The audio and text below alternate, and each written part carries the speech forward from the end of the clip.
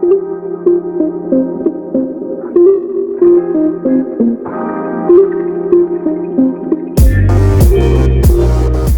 noite. Antes de mais, é com gosto que aqui estou. Agradeço o convite.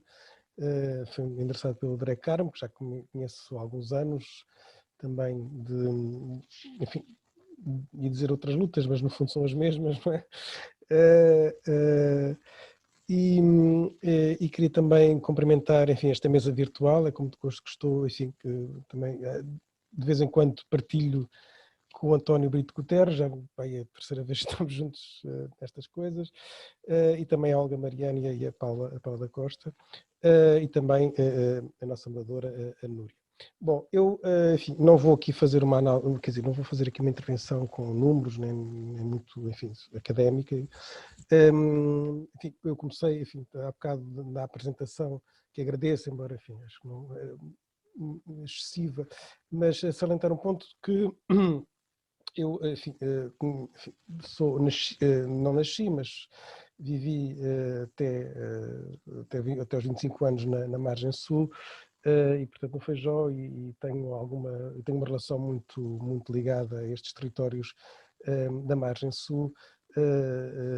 Enfim, infelizmente agora conheço menos, mas de facto é um território que tenho, para além da questão, enfim, dos estudos que vou desenvolver, também uma ligação afetiva. Bom, eu, de facto é verdade, pegando um bocadinho aquilo que o António disse, o título deste encontro aqui é bastante interessante por enquadrar também a questão de interculturalidade e a relação com as desigualdades sociais. Porque, enfim, nós ultimamente, no espaço público e não só, mesmo também no espaço académico, há uma polarização que eu acho artificial entre perspectivas, digamos assim, tendem a enfatizar questões mais identitárias, questões das discriminações e por aí adiante, e outras perspectivas, outras visões que tendem a enfatizar as questões das desigualdades socioeconómicas, de classe e tudo isso. E de facto, enfim, os exemplos agora que tivemos aqui a apresentar, e quem está no terreno percebe que isso é uma artificialidade, no fundo, elas cruzam-se e interceptam-se. E para serem resolvidas, ou para serem pelo menos reduzidas, é importante combater nessas várias esferas, não só no campo socioeconómico, mas também ao nível cultural, dos valores e por aí dentro, aliás, como foi referido anteriormente. Mas o meu enfoque aqui vai ser nesta relação entre as desigualdades sociais e as desigualdades territoriais. E também de experiência, enfim, não só de vivência, mas também de estudos que fui realizando, fui-me deparando com esta ideia de que sempre que se entra com a questão territorial, as desigualdades disparam, amplifica-se ainda mais.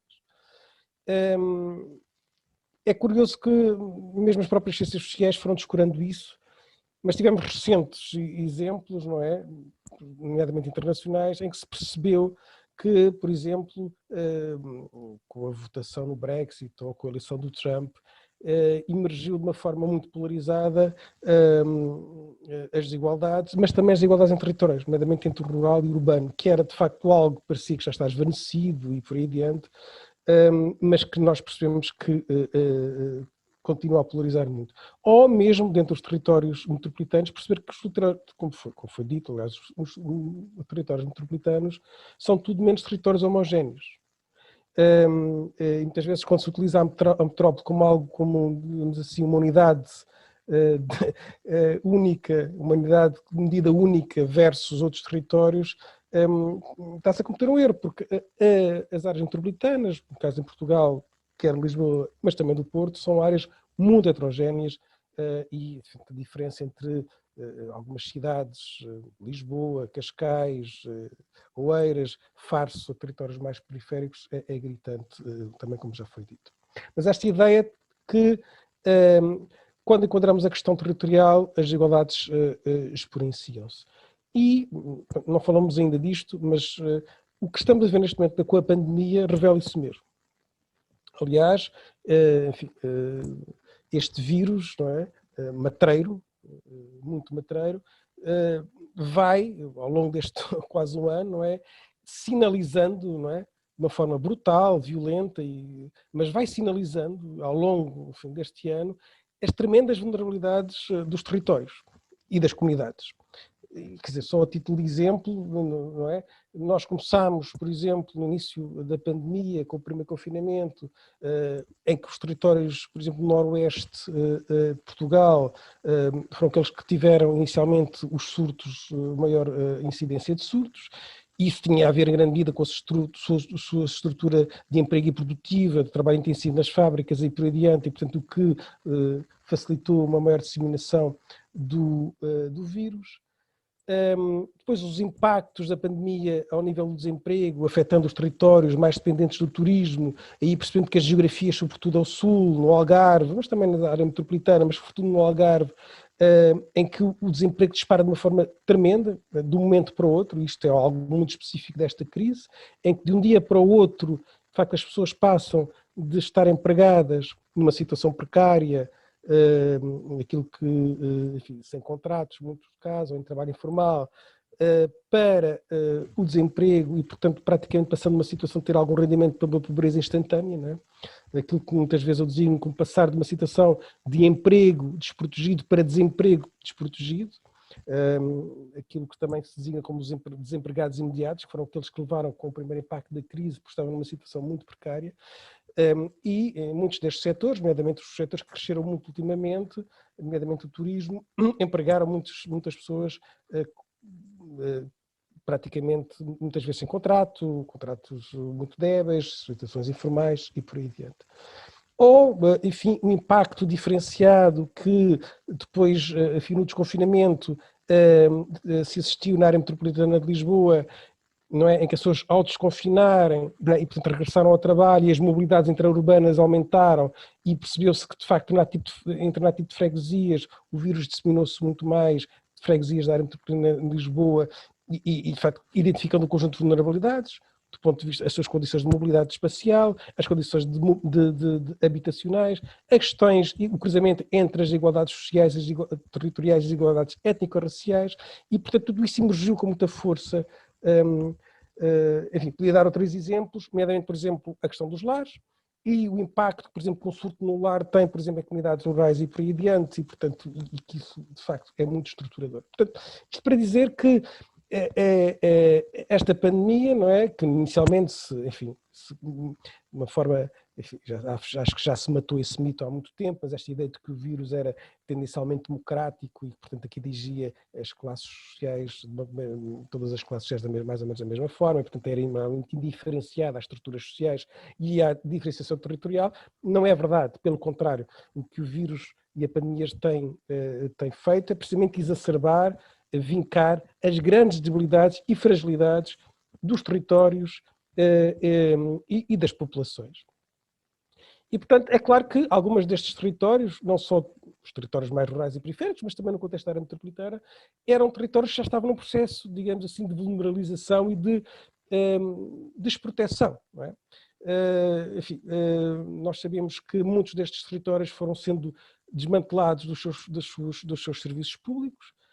Os processos de desindustrialização muito acentuados que ocorreram nestas últimas décadas, em que o Barreiro é um caso paradigmático e que foram brutais. Enfim, estes processos associados, ou seja, a desindustrialização por um lado, depois ao mesmo tempo há uma terceirização em que a oferta de trabalho, sobretudo no setor dos serviços, mas trabalhos precários e tudo isso, não enquadrados da mesma maneira do ponto de vista de carreira ou do ponto de vista de proteção social como as pessoas estavam, apesar de tudo, na situação, enfim, anterior, independentemente dos salários continuarem a ser baixos, mas apesar de tudo havia um outro enquadramento, e portanto essa precarização do trabalho, de certa maneira, também se aprofunda com os processos de desindustrialização. E, portanto, territórios que se vão desprotegendo, tornando-se mais vulneráveis. E, portanto, a esfera pública, de facto, vai saindo, vai minguando, e também vai-se privatizando, não é? Esta transferência de alguns serviços da esfera pública para a esfera privada é um fenómeno que também produz fortes assimetrias e fortes vulnerabilidades. O exemplo mais paradigmático é o caso do CTT. dos Correios, não é? Enfim, a estação de correio tinha uma função tremenda e primordial na relação entre as instituições públicas, a comunidade. Aliás, a própria noção de estação de correio deixou de existir. Neste momento falamos de lojas de CTT, e isso é muito sintomático, esta mudança, não é? Das estações, que são lugares de ligação, de paragem de ligação, não é? No sentido de agências públicas estavam incrustadas, não é? Utilizando aqui uma metáfora, enfim, de uma autora das ciências sociais, incrustadas nas comunidades, passam um processo de mercadorização, deixam de ter essa função de estação e, portanto, são vistas como lojas, não é? Portanto, as comunidades passam a ser vistas como clientes. E isto é muito sintomático, embora seja um exemplo, enfim, ilustrativo, mas é muito sintomático do que se passou neste país recentemente. Portanto, o cruzamento de todas destas e outras tendências, não é? Portanto, desindustrialização, precarização do trabalho, a redução dos serviços públicos e o seu desmantelamento e a privatização de alguns desses serviços e a sua mercantilização, enfim, isto já vem de trás, não é?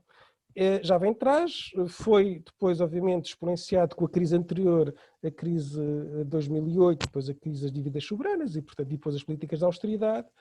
E estamos a ver mais uma crise em que tudo isto, digamos assim, vem ao de cima e percebemos de facto que as comunidades e as pessoas pressentem que estão desprotegidas. E, no fundo, estamos a aproximar-nos de uma tempestade perfeita num contexto de pandemia e, ao mesmo tempo, que essas fragilidades, essas sensações, esses sentimentos podem ser também, como já foi dito, apropriados, instrumentalizados por movimentos populistas de extrema-direita e por aí adiante, não é? E isso, de facto, é muito preocupante, que significa que a sociedade está a tornar-se, está a fragmentar-se, está deslaçada e, de facto, estamos a caminhar para situações muito complicadas que comprometem até a própria democracia, do ponto de vista da vivência, da participação e da própria consolidação das instituições. Isto não está a acontecer só em Portugal, veja-se o que aconteceu recentemente num país como os Estados Unidos, por exemplo. Pronto. A outra questão que eu queria aqui falar tem a ver mais com a questão do conhecimento e das políticas, não é? Que é um problema em Portugal, já foi dito mais ou menos isto há bocado, o António estava a falar, depois o Renato apresenta aí umas estatísticas e por aí dentro. O problema é que como tu sabes, nós temos um problema no nosso sistema estatístico em Portugal, porque nós temos muitas das estatísticas, nomeadamente pobreza e desigualdade, não têm base territorial. Só para vos dar o exemplo, só há muito pouco tempo é que nós começámos a ter indicações relativamente ao risco de pobreza e às desigualdades à escala das MUT 2, há 2 anos. Não é? Até aí nem sequer isso tínhamos médias nacionais. Houve algumas evoluções, começamos agora a ter, o INE começou agora a publicar estatísticas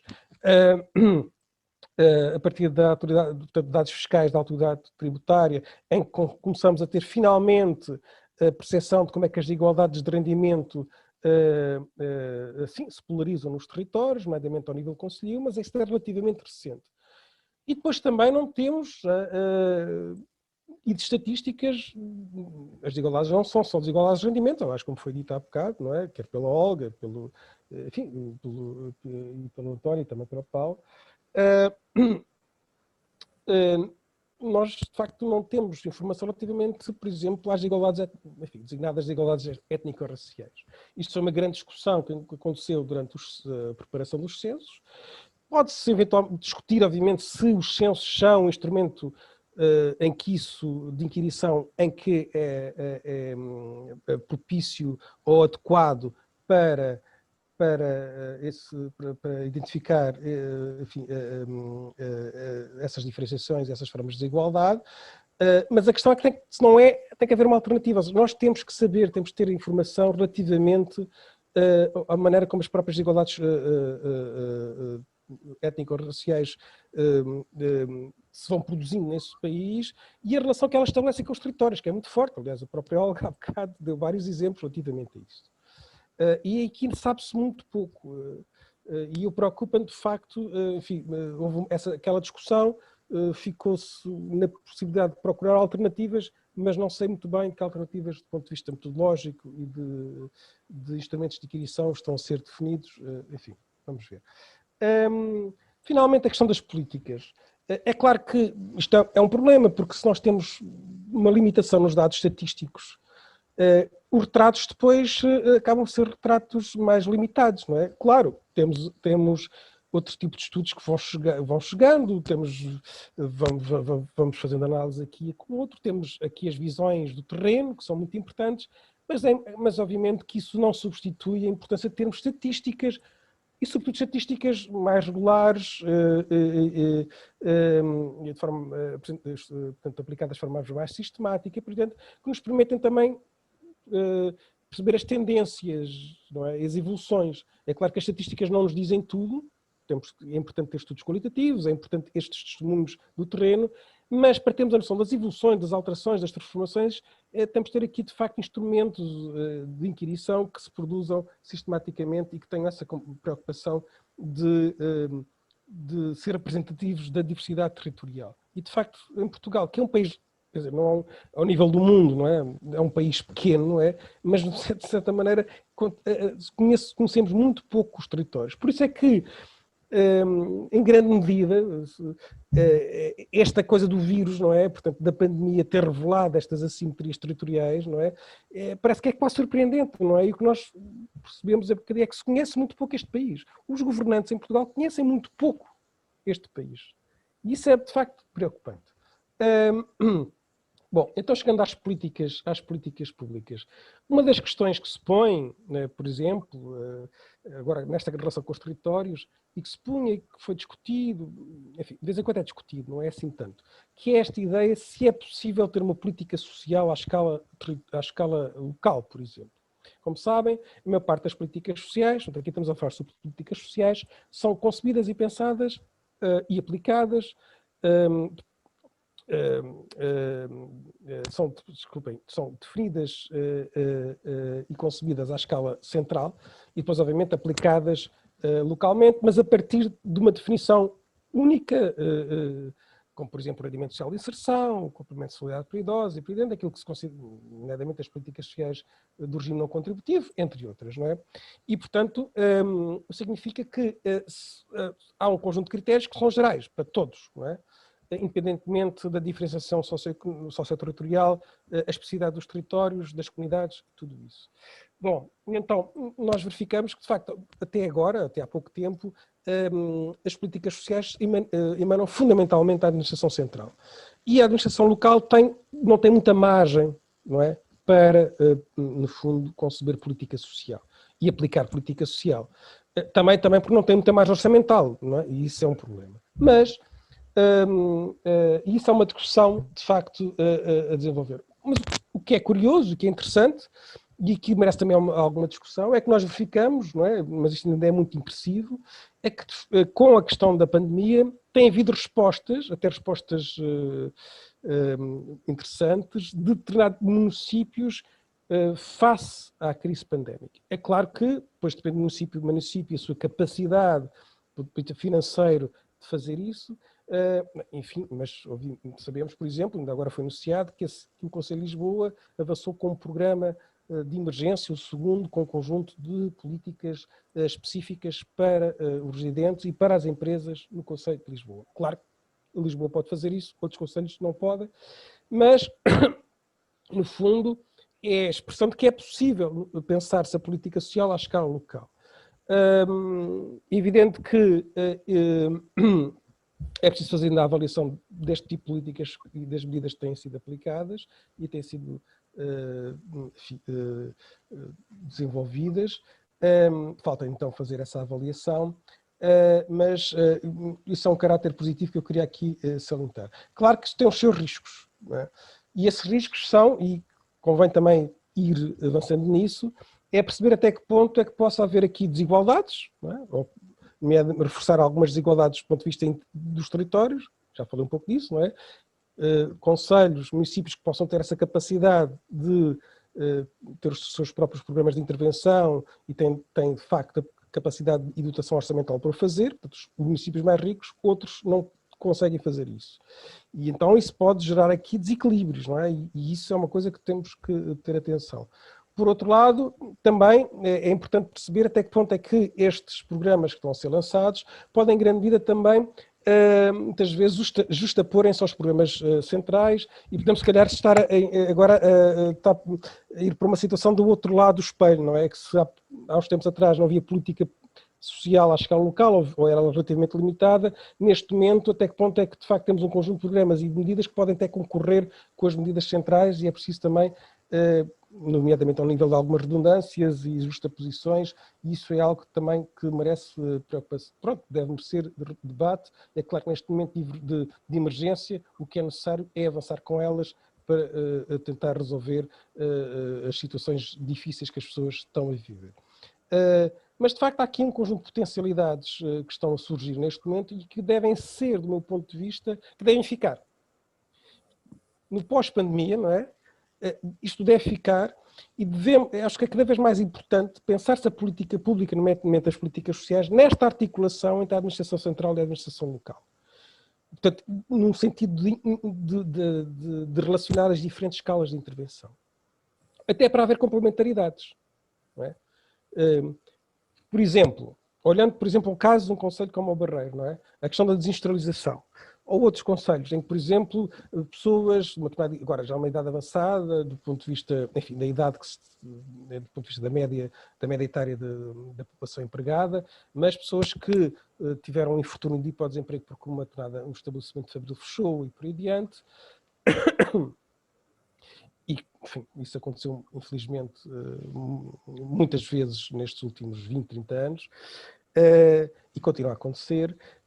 E, portanto, esses despedimentos coletivos em que pessoas, muitas vezes com baixos níveis de qualificação, ou com níveis de qualificação não muito elevados, já com uma idade avançada, mais de 55 anos e por aí adiante, e que, obviamente, acionam os seus processos, os seus mecanismos de proteção social, têm direito ao subsídio de desemprego, mas com o passar do tempo e o facto de, infelizmente, quer devido à idade, nós fizemos um estudo sobre a questão dos empregados de longa duração recentemente no ISCTE, uma equipa que estive a liderar, e percebeu-se que muitas destas pessoas têm grande dificuldade a regressar ao mercado de trabalho, mesmo no contexto anterior que estávamos a ver de recuperação. Não é? E o que é que acontecia? Bom, muitas delas acabavam por perder os seus subsídios, depois não tinham direito ao subsídio social de desemprego, porque, enfim, os critérios de elegibilidade, a tal condição de recurso são muito apertados e, portanto, acabavam por não ter a possibilidade de ter esse tipo de subsídios e acabavam por não ter subsídio e não ter rendimentos por essa via, muitas vezes procurando depois alternativas na economia formal e por aí dentro em situações hiper precárias, muito vulneráveis, os tais biscates, ou no caso das mulheres, nomeadamente se recorrer ao trabalho de empregadas, de serem empregadas de limpezas também, mas muitas vezes, na maior dos casos, sem contrato e por aí dentro, numa economia informal. Mas seria interessante pensar-se, por exemplo, que, quer dizer, do ponto de vista da política pública, é um exemplo que estou a dar, enfim, em que se podia haver aqui uma complementaridade entre o poder central, a administração central, o Instituto de Desemprego e por aí adiante, e, por exemplo, as autarquias, no sentido de sinalizar essas situações e mobilizando outro tipo de apoios e de rendimentos e de formas de financiamento, fazer com que, de facto, o subsídio de desemprego não seja descontinuado. Não é? Ele pode passar a ser assegurado em parte por autarquia ou por outras instâncias, ou por múltiplos, mas que seja continuado, não é? E que não haja essa quebra abrupta de um momento para o outro deixar de ter rendimento. Nomeadamente, muitas dessas pessoas estão na pré-reforma, por exemplo, não é? E que acabam depois de deixar de ter subsídio e durante meia dúzia de anos entre o seu... e tem muitas deles uma carreira contributiva bastante longa, curiosamente, e depois acabam por ficar ali numa zona de ninguém, em situações de muita desproteção, e nós sabemos que esta geração de 50 e muitos, 60 e tal anos, foi uma geração de facto que começou a trabalhar muito cedo e que, de facto, indo para o desemprego, tem grande dificuldade de regressar ao mercado de trabalho e muitas destas pessoas, de facto, vivem muitas vezes desta economia informal que estive a dizer. Isto é um exemplo. Não é? Outro exemplo é a questão da questão dos lares. Não é? Eu acho que, de uma vez por todas, tem que se pensar neste país a importância de se pensar numa rede pública de lares. E isto tem que começar por algum lado. Este modelo é que não faz sentido. Não somos especialistas da matéria, mas de facto nós percebemos que há aqui um problema. E mais uma vez o vírus, não é? Esta pandemia, veio sinalizar isto mesmo, veio pôr isto ao de cima, não é? E portanto, há aqui, e isso pode passar por uma complementaridade entre a esfera local e a esfera central, não é? De, no fundo, haver serviços públicos, não é? A prestação de serviços públicos ao nível desta resposta social que é fundamental, que são os lares de idosos, os centros-dia e por aí dentro, mas públicos. E, de facto, isto é um sistema que tem que... enfim, é outra ideia que deixo aqui no ar, isto não está devidamente fundamentado, mas eu acho que é um debate importante que não se tem em Portugal e que, de facto, é importante tê-lo. E olhando para outros países, não é? Nomeadamente os países nórdicos, que é sempre o exemplo que se dá relativamente aos países de Estado Social avançado, não é? De cariz social-democrata, os lares são tendencialmente públicos e têm uma relação muito forte com as comunidades, e portanto a relação entre eles são geridos localmente, pelas autarquias e por aí diante, é uma relação precisamente entre várias escalas. Isto não significa substituir completamente o que existe e as respostas que existem, mas é importante existir essa resposta, não é? As possibilidades das pessoas poderem, de facto, ter essa opção, e de facto isso até pode ser regulador enfim, vou-lhe chamar, não queria chamar mercado, mas em grande parte é o mercado, e que ainda por cima parte dos lares, como nós sabemos, são lares que estão em situação ilegal, são numa situação muito débil, muito frágil e por aí diante. Portanto, o setor público entrar nesta esfera até tinha, digamos assim, a possibilidade de regular melhor este setor, que de facto, como nós estamos a ver, tem muitas debilidades. Bom, eu não me vou alongar mais, são aqui algumas ideias, mas o que eu queria aqui focar é precisamente que uma das vias, não é, que eu vejo para se combater as desigualdades, os vários tipos de desigualdade e a relação entre as desigualdades sociais e desigualdades territoriais, passa muito, por conhecermos melhor os territórios, conhecemos mal, e também por pensar, por outro lado, ou em articulação, por se pensar em políticas públicas precisamente que tenham na sua base essa relação entre diferentes escalas de atuação.